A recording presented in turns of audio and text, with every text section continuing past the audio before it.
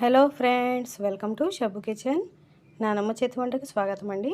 ఈరోజు వచ్చేసి నేను ఎయిర్ ఫ్రైయర్లో నాన్ అండ్ పాయా సూప్ చేసి చూపించబోతున్నాను. ఎటువంటి ఈస్ట్ కూడా అవసరం లేదు ఫ్రెండ్స్. ఇప్పుడు ముందుగా మటన్ని తలకాయ అండ్ కాళ్ళు తీసుకున్నాను ఫ్రెండ్స్. నేను కాళ్ళు అయితే ముందుగానే చేసి షార్ట్స్లో పెట్టాను చూడండి ఫ్రెండ్స్. వీడియో కావాలనుకుంటే ఆనియన్స్ వచ్చేసి 2 మీడియం సైజ్ తీసుకున్నాను. అలాగే 2 పచ్చిమిర్చి, కొంచెం కొత్తిమీరని కూడా కట్ చేసి ఇలాగా వేసేసుకున్నాను. కుక్కర్లో కాకుండా డైరెక్ట్ గిన్నెలో చేసి చూపిస్తున్నాను ఫ్రెండ్స్. కుక్కర్లో కావాలి అనుకుంటే షార్ట్స్లో వీడియో పెట్టాను చూడండి. ఇప్పుడు వచ్చేసి 1 టేబుల్ స్పూన్ సాల్ట్ని యాడ్ చేసుకుంటున్నాను. తర్వాత వచ్చేసి 1 పావు టేబుల్ స్పూన్ అంతా పసుపుని యాడ్ చేస్తున్నాను. తర్వాత వచ్చేసి 2.5 టేబుల్ స్పూన్ల కారాన్ని యాడ్ చేస్తున్నాను.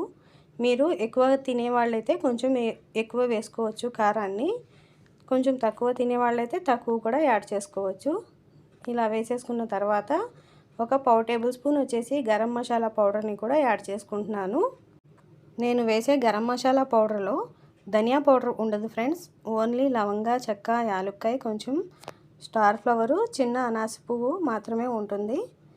అందుకనేసి తక్కువ యాడ్ చేసుకుంటున్నాను. ఇప్పుడు వచ్చేసి 2 టేబుల్ స్పూన్ల అల్లం వెల్లుల్లి పేస్ట్ని కూడా యాడ్ చేసుకుంటున్నాను. తర్వాత వచ్చేసి ఆయిల్ వచ్చేసి 6 టేబుల్ స్పూన్లు యాడ్ చేస్తున్నాను. ఇది ఎక్కువ ఉండదు ఫ్రెండ్స్, అలాగని తక్కువ ఉండదు. నేను మంచి నూనెతో కర్రీస్ని వండుతాను. అదే మీరు సన్ఫ్లవర్ ఆయిల్ వేసుకునే లెక్క అయితే 4 టేబుల్ స్పూన్ యాడ్ చేసుకోండి. ఇదేంటంటే కూరలో కలిసిపోతుంది, సన్ఫ్లవర్ అయితే పైకి కనిపించేస్తుంది. అందుకనేసి సన్ఫ్లవర్ ఆయిల్ అయితే తక్కువ వేసుకోండి. ఈ 6 టేబుల్ స్పూన్ల ఆయిల్ని వేసుకున్న తర్వాత అంతా ఒకసారి కలిసేలాగా ఇలాగా మిక్స్ చేసేసుకుందాము. ఇప్పుడు వచ్చేసి నేను 1/2 లీటర్ వాటర్ని అయితే యాడ్ చేసుకుంటున్నాను. అంటే కొంచెం ఈ ముక్కలు మునగాలి ఫ్రెండ్స్. అది కూడా మనం తీసుకున్న మటను ముదురుగా ఉంటే కనుక కొంచెం ఎక్కువ వాటర్ పడతాయి, లేదు లేతది అనుకుంటే కనుక కొంచెం తక్కువ వాటర్ పడతాయి. అందుకనేసి నేను 1 లోటా వాటర్ని అయితే యాడ్ చేసుకున్నాను. ఈ వాటర్ అయితే నాకు కరెక్ట్గా సరిపోయినాయి ఫ్రెండ్స్. ఈ వాటర్తోనే నా కర్రీ మొత్తం కుక్ అయిపోయింది. ఇప్పుడు మనం దీన్ని పొయ్యి మీద పెట్టేసుకొని కుక్ చేసేసుకుందాము. ఒకసారి మధ్య మధ్యలో అయితే ముక్క మెత్తగా పడిందో లేదో ఒకసారి చెక్ చేసుకోండి ఫ్రెండ్స్. ముక్క మెత్త పడితే కనుక మనం ఇక ధనియా పౌడర్ని అయితే యాడ్ చేసేసుకోవచ్చు. నాకైతే ఇంకొక 2 మినిట్స్ కావాలి ఫ్రెండ్స్ కుక్ అవ్వడానికి. 2 మినిట్స్ తర్వాత ఇంకా కుక్ అయిపోయింది. నేనైతే ఇంకా ధనియా పౌడర్ని యాడ్ చేసేసుకుంటున్నాను. యాడ్ చేసుకున్న తర్వాత మీకు ఏమైనా ఉప్పు, కారం తగ్గితే కనుక యాడ్ చేసుకోండి. నేను మా ఇంట్లో మా పెద్దవాళ్ళ కోసం ఇది కొంచెం కుక్ అయిన తర్వాత తీసేసి అప్పుడు నేను ఇంకొంచెం కారాన్ని, కొంచెం ఉప్పుని యాడ్ చేసుకున్నాను. ఉప్పు, కారం వేసుకుంటే కనుక మళ్ళీ మనకి కొంచెం వాటర్ వేసుకొని కుక్ చేసుకోండి ఫ్రెండ్స్. ఈ స్టేజ్లో వేసేస్తే అక్కర్లేదు. నేను వేసి కుక్ చేసుకున్నాను. ఇప్పుడు వచ్చేసి మనము 2 కప్పుల మైదాని తీసేసుకున్నాను. దీనిలో వచ్చేసి 1/2 టేబుల్ స్పూన్ అంతా బేకింగ్ పౌడర్ని యాడ్ చేసుకుంటున్నాను. అంటే నేను ఈస్ట్ లేకుండా చేస్తున్నాను కదా, అందుకనేసి 1/2 టేబుల్ స్పూన్ బేకింగ్ పౌడర్ని, 1 పావు టేబుల్ స్పూన్ వచ్చేసి వంట సోడా, అలాగే 1/2 టేబుల్ స్పూన్ వచ్చేసి సాల్ట్ని యాడ్ చేసుకోండి. ఇప్పుడు వచ్చేసి మనము 1/2 కప్పు గోరువెచ్చని పాలను తీసుకుందాము. దీనిలో వచ్చేసి 1 టేబుల్ స్పూన్ వచ్చేసి పంచదార పౌడర్ని యాడ్ చేసుకుందాము.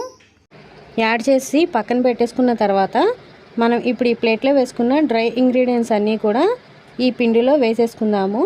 వేసేసి అంతా ఒకసారి కలిసేలాగా కలిపేసుకుందాము. మా అబ్బాయి అయితే హెల్ప్ చేస్తున్నాడు ఫ్రెండ్స్ కలుపుకోవడానికి పిండి. ఇలాగా చక్కగా అంతా మిక్స్ అయిపోయేలాగా మిక్స్ చేసుకున్న తర్వాత ఆ 1/2 కప్పు పాలను మనము దీనిలో వేసేసుకొని కలిపేసుకుందాము.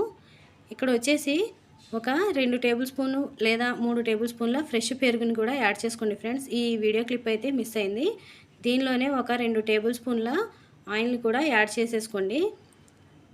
ఇలా ఆయిల్ వేసుకోవడం వల్ల మనకి నాన్ అనేది మెత్తగా టేస్టీగా ఉంటుంది. ఇలాగా ఒకసారి అంతా కలిసేలా కలిపేసుకొని ఇప్పుడు నార్మల్ వాటర్ని వేసేసుకొని కలిపేసుకుందాము. ఇక్కడ గోరువెచ్చని పాలని వేసాననేసి వాటర్ కూడా గోరువెచ్చగా వేయాలనేసి ఏం లేదు, నార్మల్గానే వేసేసుకొని ఇలాగ స్టిక్కీగా వచ్చేలాగా కలుపుకోవాలి. కలుపుకున్న తర్వాత కొంచెం ఆయిల్ని వేసేసుకొని చక్కగా ఇలాగా చేసుకుంటూ మనము పిండిని కలిపేసుకొని ఇలాగా 1/2 అన్ అవర్ పాటు పక్కన పెట్టేసుకోవాలి. ఈలోగా కర్రీ ఒకసారి చెక్ చేసేసుకుందాము. కుక్ అయిపోయింది ఫ్రెండ్స్. నేను మా ఇంట్లో పెద్దవాళ్ళ కోసం కొంచెం కర్రీని తీసి పక్కన పెట్టేసుకున్నాను. అలాగే వాళ్ళు ఈ నాన్ ఏం తింటారనేసి వాళ్ళకి సపరేట్గా చపాతీ కూడా చేసేసుకున్నాను. ఎయిర్ ఫ్రైయర్ని ఇప్పుడు మనము 180 డిగ్రీ సెల్సియస్లో 5 మినిట్స్ ప్రీ హీట్ చేసేసుకుందాము. ఇక్కడ పిండి అనేది నానిపోయింది కదా, ఒకసారి పొడి పిండిని చల్లేసుకొని మన చేతులకు కూడా కొంచెం అప్లై చేసేసుకుంటే నీట్గా వస్తుందన్నమాట. ఎందుకంటే మనం పిండి చాలా సాఫ్ట్గా కలిపాం కాబట్టి చేతులకి అంటుకుపోతుంది. కొంచెం ఇలాగా ఉండల్లాగా తీసేసుకొని, కొంచెం లావుగానే ఉండాలి ఫ్రెండ్స్. ఉండనేది కొంచెం లావు పీస్ని తీసేసుకొని ఇలా చాక్తో అయినా కట్ చేసేసుకోవచ్చు. తీసేసుకొని ఇలాగా రోల్ చేసేసి పక్కన పెట్టేసుకుందాము. ఇప్పుడు ఒక్కొక్క ముద్దని తీసేసుకొని ఇలాగా కొంచెం పొడిపిండి చల్లుకుంటూ ఒత్తేసుకుందాము.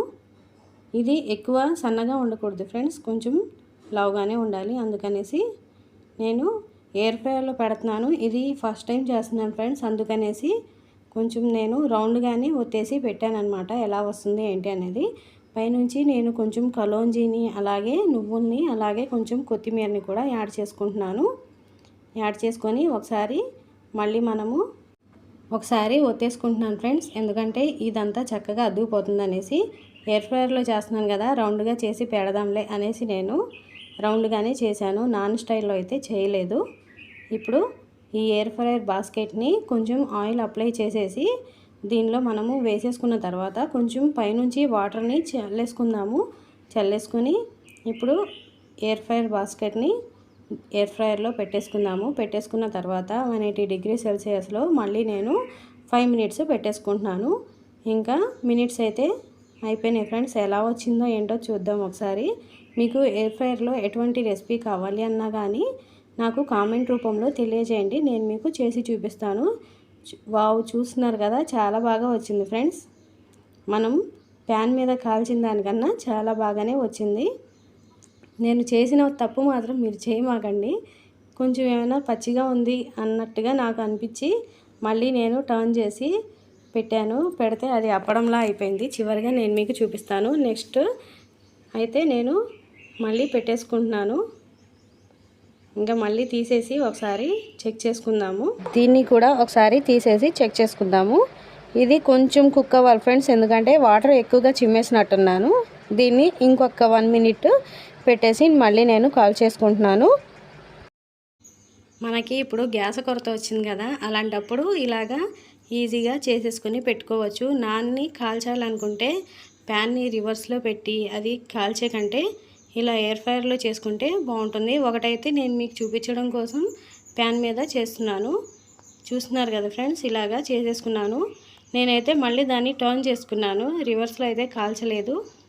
ఎంతో ఎమ్మీగా టేస్టీగా ఉండే non and paya soup ready అయిపోయింది ఫ్రెండ్స్. ఇదిగోండి ఫ్రెండ్స్, ఒకటి ఫస్ట్ది. సెకండ్ టైం నేను టర్న్ చేసి మళ్ళీ ఒక 2 మినిట్స్ పెట్టాను, అది అప్పడం అయిపోయింది. కొంచెం స్టిక్కీగా ఉన్నా బాగుందనేసి పక్క నుంచి మా అబ్బాయి తీసుకెళ్ళిపోయాడు. చూపించడం కోసం అనేసి నేను మీకు తీసుకున్నాను అనమాట.